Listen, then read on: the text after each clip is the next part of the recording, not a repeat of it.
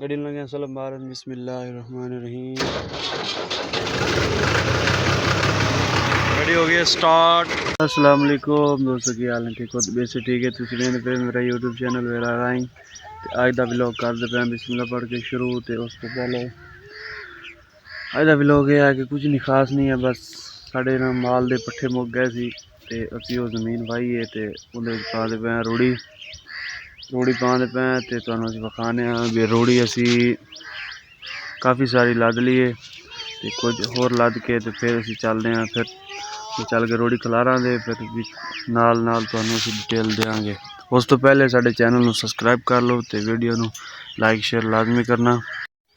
Finally रूड़ी लई लद तो रूड़ी लई लद हुण असीं चले हाँ, गड्डी नू सलफ मारदे हैं। रूड़ी लई लद चल मानी थले ले, चलो चलो चलो चलो चलो असीं हुण चले हाँ, फिर उत्थे जाके तुहानू विजिट करावांगे। गड्डी लगे सलम बारन बिस्मिल्लाहिर्रहमानिर्रहीम। गड्डी हो गई स्टार्ट। फाइनली असीं इत्थे पहुँच गए हैं तो अपनी जिथे रूड़ी पावनी है तो पहुँच गए हैं। गड्डी लैके आ गए, तुहानू विखा सकते हैं। इत्थे आ पट्ठे ने खाली की सी असीं, जिहड़ी जगह इत्थे हुण असीं रूड़ी पावनी है। गड्डी इत्थे लै आए, हुण मैं लगा रूड़ी लावन। रूड़ी लाउण तो बाद फिर अगला व्लॉग। फाइनली असी रूड़ी पा के तो हुण असी लगे हल मारन तो असीं तुहानू विखाने कि हल मारदे पे ते पट्ठे बीजदे पे।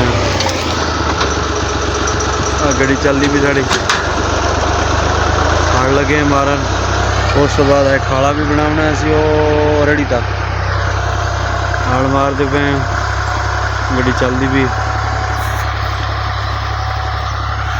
पट्ठे बीजने से थोड़े जे अज टाइम है सी, असीं आगे बीज लीए फिर टाइम लगना नहीं, कम लग जाएंगे।